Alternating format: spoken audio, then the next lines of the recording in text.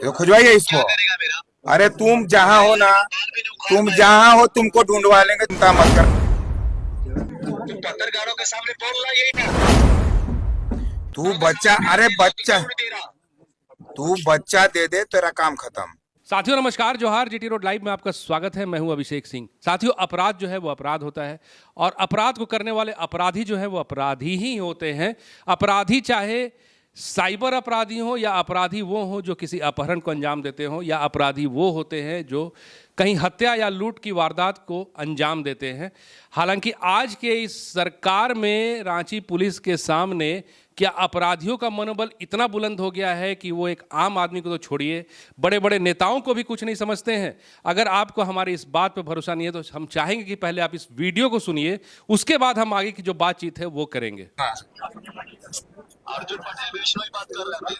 कहाँ से? रांची से। झूठ बोलते हो? एसपी आया है जी?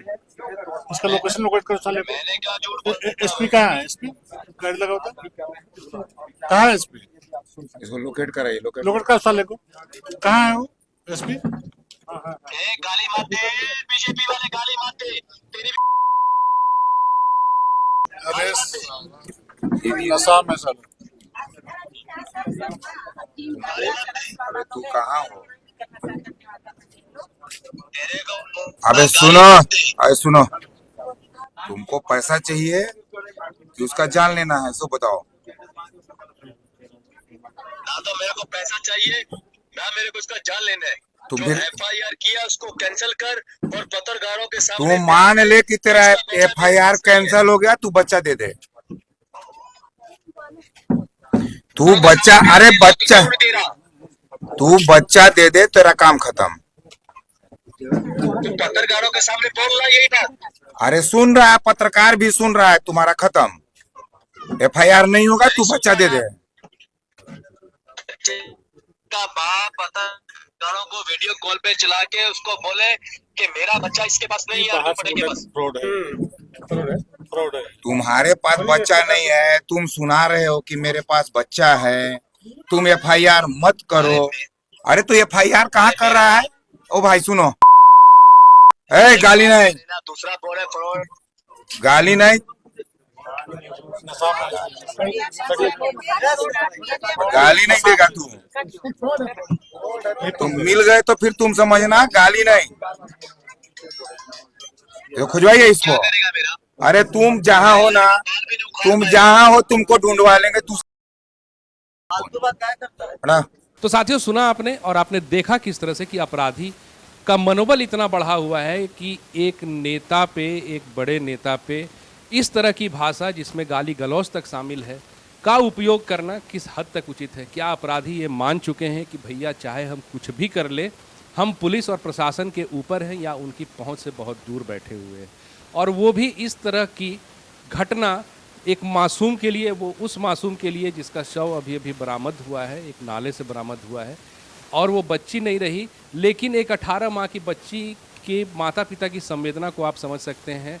और अपराधियों का मनोबल देखिए कि किस तरह से उनके पिता से भी अवैध तरीके से पैसे की वसूली की गई, कुछ गलत सूचनाओं के माध्यम से कोशिश की गई कि वो भी साइबर ठगी का शिकार हों। हालांकि इन तमाम चीज़ों में आप देखिएगा तो विपक्ष के जो पार्टी है, भारतीय जनता पार्टी है, अब जो है लगातार आक्रामक रह रही है। चाहे आप देख लीजिए कि बीते कुछ महीने पहले किस तरह से जब अंश और अंशिका का अपहरण हुआ था या ओरमांझी की एक बच्चे का अपहरण हुआ था, तब भी भारतीय जनता पार्टी किस तरह से चाहे वहाँ परिजनों से मुलाकात करती है या फिर एक बड़ा बंद बुलाने का भी जो उन्होंने एक चेतावनी दिया था, उसका कुछ असर जरूर से सरकार पे पड़ा था।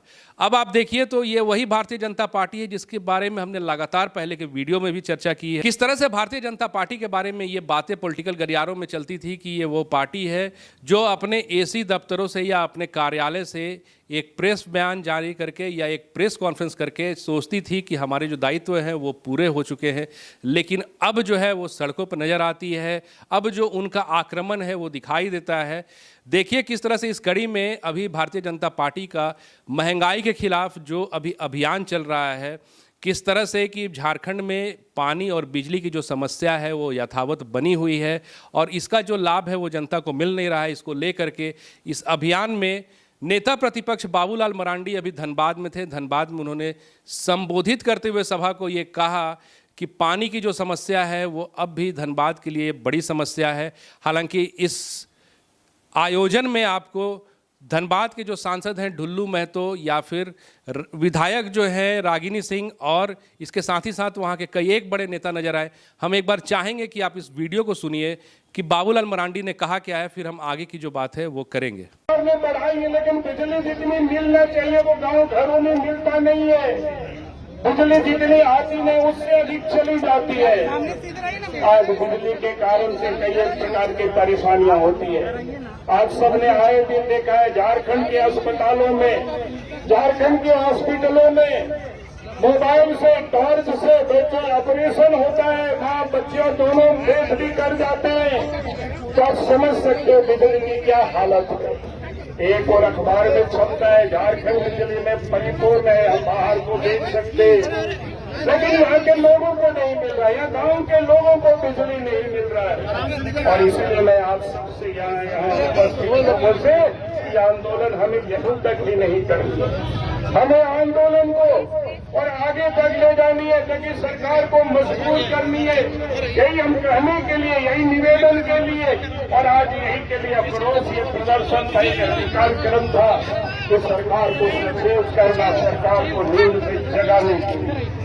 और सरकार से मैं ये कहूँगा कि आप काम करिए, कमाने में मत लगे रहिए, अपने तिजोरी भरने में मत लगे रहिए। आप लोगों की दर्द को समझिए, लोगों की तकलीफ को समझिए।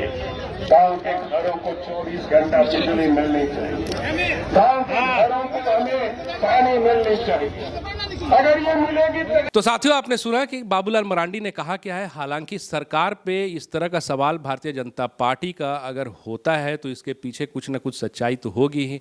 आप देखिए कि बिजली की जो समस्या है या पानी की समस्या है, न सिर्फ शहरों में बल्कि गांव के स्तर पे भी बनी हुई है। आप देखिए कि कई एक गाँव की स्थिति ऐसी है जहाँ पे आपको पानी के टंकी तो दिखेंगे लेकिन वहाँ नल नहीं मिलेगा, और कहीं अगर नल है तो वहाँ पे जल नहीं है। इन तमाम समस्याओं को लेकर के भारतीय जनता पार्टी किस हद तक सरकार को घेर पाती है या सरकार इस मामले में कितना सुधार कर पाती है, साथियों ये आने वाले वक्त पे है। आज के लिए बस इतना ही। चलते हैं, जाते जाते आपसे वही आग्रह कि अगर आपने हमारे चैनल को सब्सक्राइब नहीं किया तो ज़रूर से कर लीजिए। वीडियो को हमारे लाइक शेयर और कमेंट जरूर कीजिए। आज्ञा दीजिए। नमस्कार, जय हिंद, जय भारत।